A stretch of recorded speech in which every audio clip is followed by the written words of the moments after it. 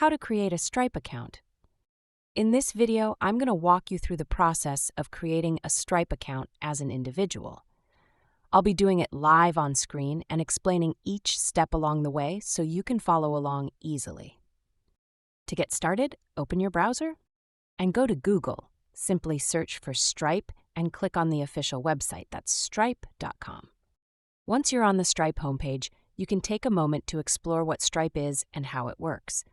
But if you're ready to jump in, scroll down and click the Start Now button to begin the sign-up process. On the sign-up page, you'll see a simple form. Here, you'll need to enter your email address, full name, country of residence, and choose a password. After filling in those details, click on the Create Account button. Or you can simply click on Continue with Google like I did. After the verification of Google account, you will be logged into the Stripe account. Once that's done, your Stripe account will be activated and you'll be taken to your dashboard, ready to set up and start using Stripe. Now the next step is to complete our profile so we can start accepting payments. This part is crucial. If you skip it, you won't be able to actually use Stripe to receive payments. So let's get it done. First, you'll see a section titled Let's Start with Some Basics. Here, you need to select your business location and your business type. Depending on your country, the options may vary slightly. But if you don't have a registered company, simply choose individual or sole trader. Once that's selected, go ahead and click Continue. Next, you'll need to provide some basic personal details. That includes your legal name, email address, date of birth, and your home address. I'll fill those in now. Once everything is filled in, hit Continue. Now we move on to sharing a bit more about your business. You'll see an optional field for your VAT number.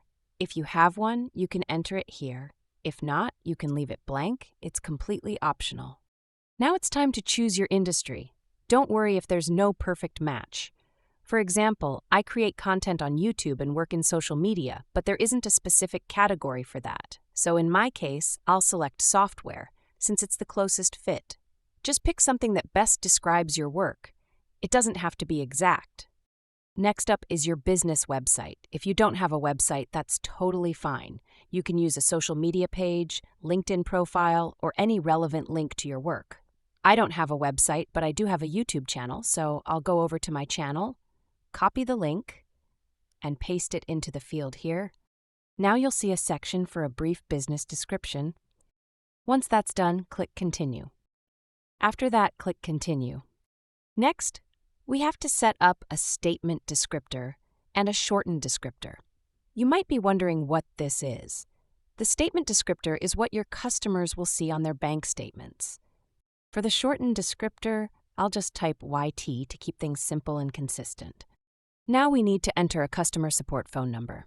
This is required, so go ahead and add your phone number here, then click Continue.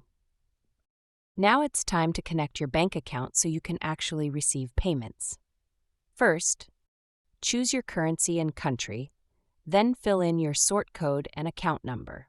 You'll need to confirm the account number as well. You can get this info from your online banking app or a recent bank statement. Once you've entered the banking details, click Continue.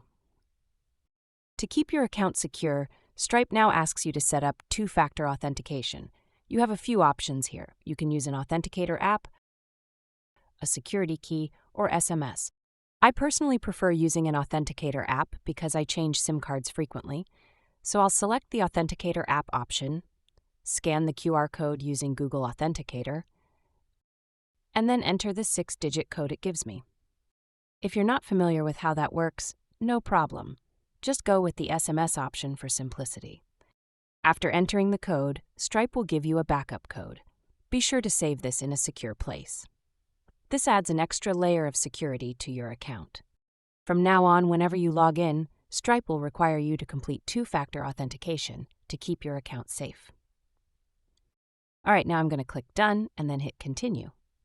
Now we're on the VAT calculation step. If you're not registered for VAT or don't need to collect it, simply scroll down and click No Thanks. If you are registered and need to charge VAT, go ahead and fill out the necessary details in this section. For me, I don't deal with VAT, so I'll just click No Thanks. Next, Stripe gives you a chance to review everything you've entered so far. Take a quick look through all your information to make sure it's accurate. Once you're ready, scroll down to the bottom of the page and click Agree and Submit. You'll then see a message that says, "Thanks for submitting," and Stripe will automatically redirect you to your dashboard. And that's it. You're now inside the Stripe dashboard and ready to start accepting payments. There are a bunch of ways to set up payments, integrate with your website, or use payment links, but I won't dive into that in this video.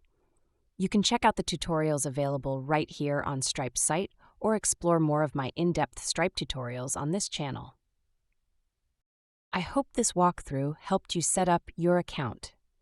Make sure to hit that sign up button and get started with Stripe today. Thanks for watching, and I'll see you in the next one.